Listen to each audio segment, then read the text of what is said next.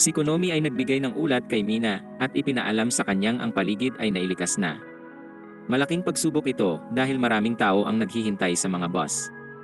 Ang Defense Force ay nakikipagtulungan sa grupong kasalukuyang nagtatayo ng command post sa malapit. Tungkol sa Honjong lumitaw, ito ay nanggaling mula sa ilalim ng lupa at lumaki palalo. Ang paglitaw ng Honju ay sinundan pa ng paglitaw ng napakaraming bilang ng mga Yoju. Ipinahayag ni Mina na siya ang haharap sa Honju at pumili siya ng lugar para asintahin ito. Sinabihan sila ni Minang mag-ingat bago umalis. Ipinahayag ni Hoshi ng oras na para tumugis ng kaiju at sinubukan ni Ichikawang intindihing ito ang kanilang unang misyon. Hindi pa rin makapaniwala si Kikoru kay Kafkang siya ang kaiju number 8. Seryoso siyang umaasang hindi ito makakadismaya, ngunit gaya ng inaasahan, ay ganoon na nga ng muntik itong masuka. Sa ibang lugar, makikita ang nakakakilabot na higanteng Honju at ang evacuation shelter. Si Kafka at ang iba pang miyembro ng grupo ni Hoshina ay nakatayo sa neutralization area at unang beses makita ni Kafka ang higanteng halimaw. Ipinaliwanag ni Hoshinang ang unit ni Mina ang haharap sa Honju, ngunit ang problema ay lumilikha ito ng maraming Yoju. Ang trabaho nila'y tiyaking hindi makakatakas ang mga Yoju mula sa neutralization area. May mga bagong recruit kaya natural na ilalagay sila sa pinakahuling bahagi ng laban, ngunit nangangahulugan din itong sila ang huling linya ng depensa. Wala nang may tanong dahil lahat ay nakatuon sa misyon, kaya naghanda na si Hoshi nang simulan ito. Ipinahayag niyang gaano man kagaling ang marka nila sa pagsasanay ay hindi ito magliligtas ng buhay. Oras na para ipakita nila kung ano talaga ang kaya nila sa totoong laban. Ipinakita ng mga lalaki ang pagkakaisa't hindi na makapaghintay at sinabihan sila ni Hoshi nang magsaya. Tapos nang ilikas ang mga sibilyan, at 8 minuto na lang si Mina mula sa posisyon. Nakipag-ugnayan si Kafka kay Ichikawa at inihayag na sa misyong ito kailangang patunayan na kaya niya ang trabaho. Iniisip niyang sinabi ni Hoshi nang hindi siya tatagal ng 3 buwan at natakot si Kafkang baka hindi na siya makakuha ng pagkakataon para patunayan ang sarili. Kinakabahan si Kafka pero sa isang banda ay talagang nagagalak rin siya. Hindi niya alam kung bakit pero naisip ni Ichikawang ito ang trabahong laging gusto ni Kafka. Pareho silang nangako na gagawin ng matagumpay ang unang misyon at sinabihan silang ang unang Yoju ay dumating na sa lugar. Handa na ang lahat kaya lahat sila'y tumalon na mula sa tuktok ng gusali. Matapang na ipinahayag ni Kafkang magiging matagumpay ang misyong ito pero siya lang ang mabagal na bumaba sa gilid ng gusali. Sa ibang lugar, dumating si Mina sa posisyon. Isang grupo ang inutusang papuntahin ang Honju sa ibang lugar kaya pinaputukan nila ito.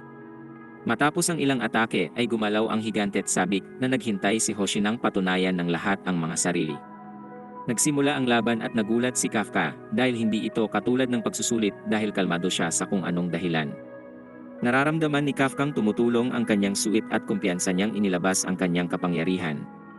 Sa kasamaang palad, siya'y winasak lang ng isang Yoju. Ang kanyang kapangyarihan ay 1% pa rin kaya sinabi ni Kikorong masyado siyang nasa una at dapat ay sa likod siya. Naiinis ang ilang veteranong kailangan nilang lumaban, kasama ang mga baguhan, at nais nilang sanay lumayo na lang sila at magtago kung saan.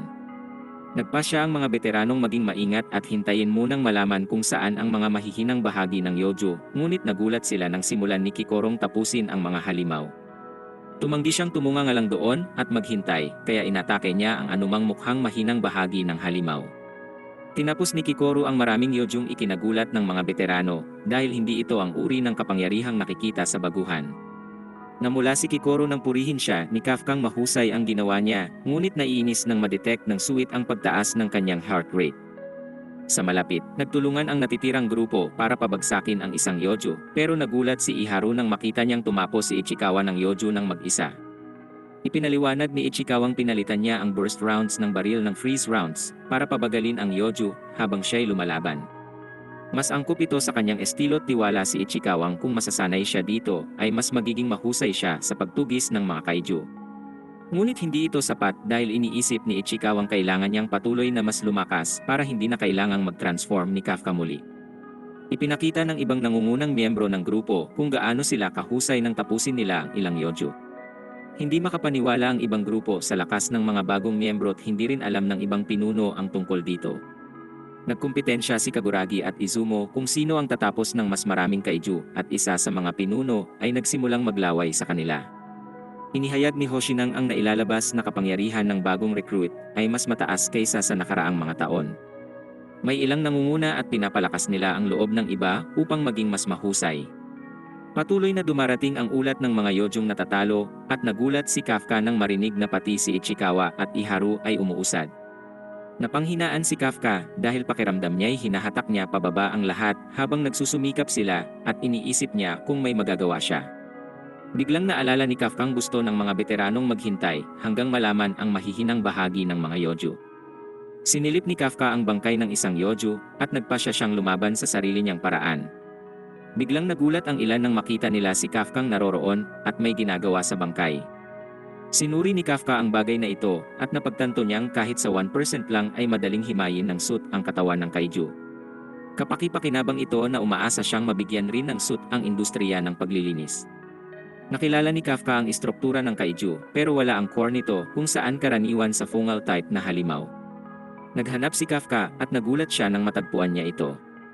Ipinaalam niya kay Hoshinang ang core ay nasa ilalim ng leeg at sinabi pa niya ang pinakamahusay na pag-atake para sa mga mas mahina ang kapangyarihan. Ang pinakamahalaga, natuklasan ni Kafkang ang mga Yojong ito ay may reproductive organs. Iyon ang mga puting bukol sa likurang kung hindi sisirain ay maaaring maglabas ang mga bangkay ng bagong kaiju. Namangha si Hoshina kay Kafka at sinabi kay Konoming ipalaganap ang balita. Muling pinuri ni Hoshina si Kafka at nagulat si Kafkang talagang nakatulong siya sa Defense Force. Nagmadali si Kafkang asikasuhin ang mga katawan ng natalong kaiju at nangakong gagawin ang lahat para makatayo sa tabi ni Mina. Bigla siyang huminto nang magkaroon ng pagsabog at ipinaliwanag ni Hoshinang nagsimula na ang pangunahing atake sa Honju. Ang Honju ay nadala sa destinasyon at ginamit ng ibang grupo ang ilang atake upang panatilihin ito sa lugar. Kinuha ni Mina ang kanyang higanteng sandata at naghanda upang ito'y paputukin. Nang nasa ligtas ng distansya ang lahat, inabisuhan na si Minang umatake.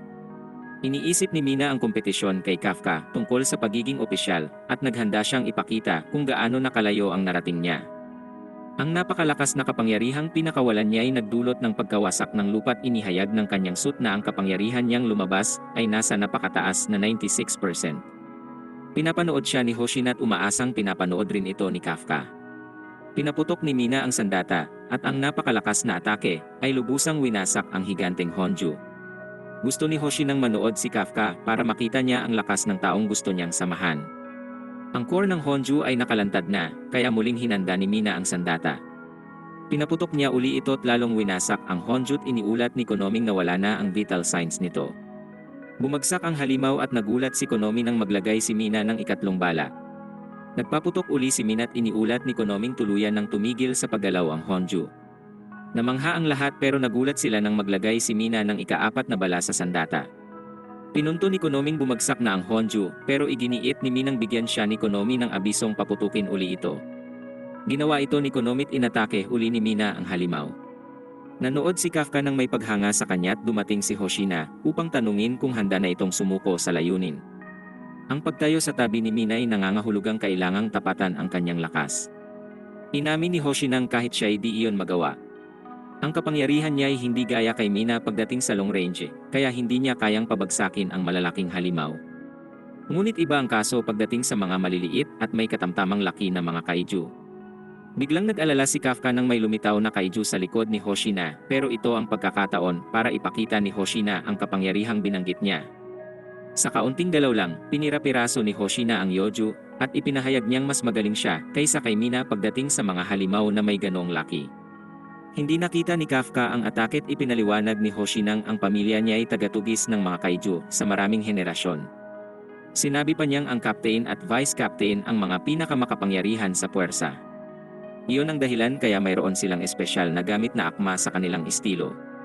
Ipinaalam ni Mina kay Hoshin ang bagsak na ang Honju, kaya sinabi ni Hoshina kay Kafkang oras na para sa tunay na palabas.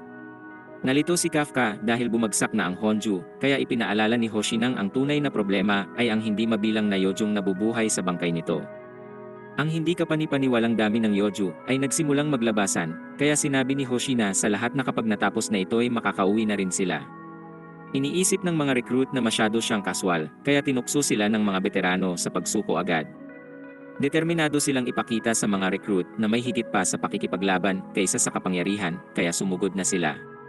Sinabi ng cougar na si Nakanoshima kay Kagurajit Izumo na hayaan na lang ang mga veteranong mag-asikaso ng lahat pero gusto nilang lumaban. Sinuri ni Konomi ang mga bagong recruit at nakita niyang pagod na sila. Ang kanilang kapangyarihan at stamina ay pareho ng bumababa. Pinunto ni Hoshi ng malaking misyon ito pero kung makakaraos sila ay dadalhin sila nito patungo sa susunod na antas. Karamihan sa mga opisyal ay natapos ang karera sa kapangyarihang 20 at 30%. Gayunpaman, may napakaliit na bilang ang nakalagpas at naging mga kapitan. Si Kikoru ang nag-isang recruit na narating ang antas na yon pero iniisip ni Hoshi nang maaring may isa pa. Ang taong iyon ay si Ichikawa. Makikita naman habang tinatapos ni Ichikawa ang isang kaiju at nainis si Iharu. Ginugol niya ang mga taon sa pagsasanay sa kilalang kolehiyo kaya hindi niya maintindihan kung bakit hindi mapantayan ito. Bigla na lang silang sinabihang may nakita pang mga yoju sa malapit kaya pumunta silang dalawa sa unahan. Nagulat si Ichikawa nang makita niya ang jacket ng Monster Sweeping Company at iniisip niya kung anong ginagawa ng isang cleaner doon. Sinubukan nilang ipaliwanag na hindi pa kailangan ang mga cleaner pero binaliwala lang sila.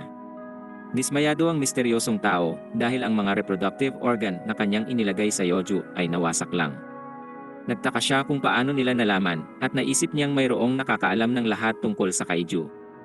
Nagulat ang mga lalaki nang lumingon ang taong ito na may kakaibang mukha at tinanong sila kung may kinalaman ba sila tungkol sa nangyari.